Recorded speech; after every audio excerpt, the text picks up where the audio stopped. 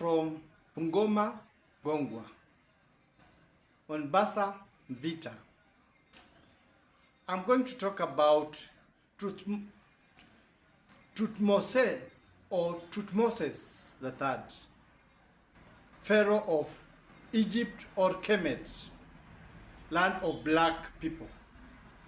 That's what they call themselves, Kemet.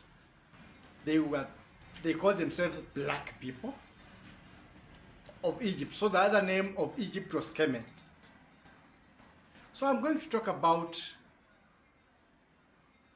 Thutmose or Thutmoses III. He was a son to Thutmose II. Remember the famous young warrior who wanted to write a statement?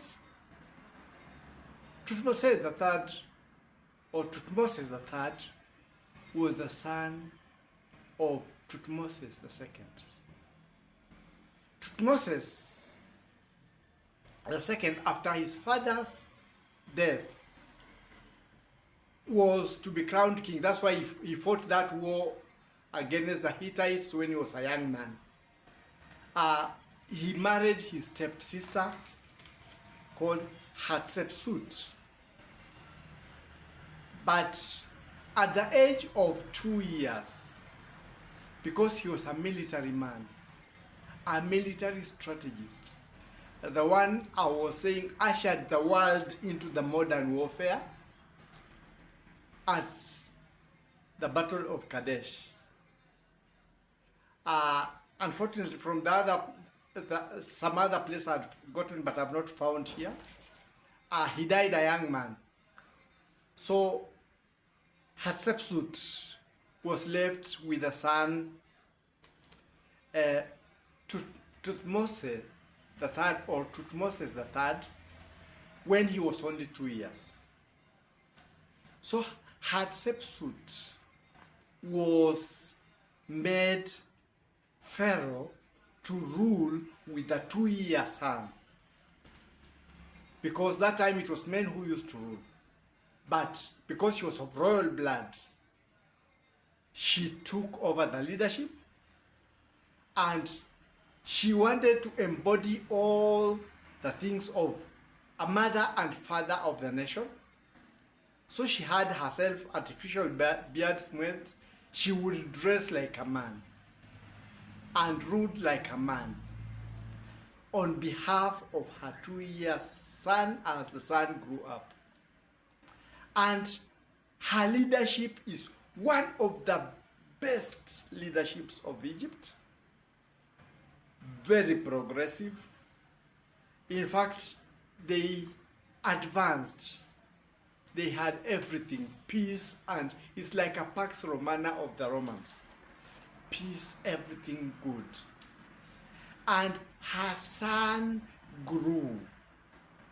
She ruled on behalf of the son. When the son was of age,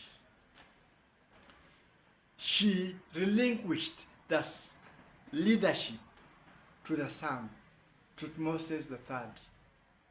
Thutmoses III followed the mother's advice, took after the mother's footsteps. He was a good leader. But like his father, he was a great military leader.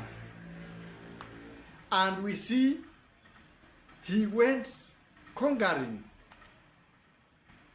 greatest warrior, conquering all of Syria. So Thutmose was the third, conquered the whole of Syria, crossing the Euphrates, the Tigris, to defeat the Mitannians and penetrate south along the Nile River on the other side to Napata in Sudan. He had a very big empire. That is across the Euphrates. We are talking of almost getting to India and back to Sudan, becoming the land of the Kemet. So it means it was just within the realm of the Kemet, because also when we saw Aksum also extended that far. So he conquered all those. His leadership was one of the best. He is remembered to having been one of the best leaders in war, conquering for his land, and in peace.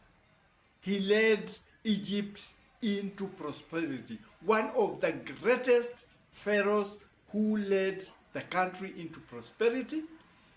He was in sync with his Kemet people. A great ruler. What does that show us? That not anybody who is in power messes up the country. There are some benevolent leaders. When you find a benevolent leader, do not cast him down. Do not frustrate him. Give him ample time so that he can bring your country, your area into prosperity. So we are not saying all the leaders are bad. No. During pharaohship, you did not need control. But the mother gave this son directions and advice when he was young. He grew up knowing that you had to be good for your people. You had to exist well with the people. Even if you are a great conqueror, the people you ruled were to be in love with you. You had to do things that resonated to them. So this is to call to the world leaders. Not many of you are bad like people say. Sometimes the system puts you down. But cooperate with your people. Let your name be remembered. Let people talk of you the way South Africans talk of Nelson Mandela. Gone but still in their hearts. Be in the people's hearts. Like Tutmosis the Third or Tutmose the Third. That's my take for now.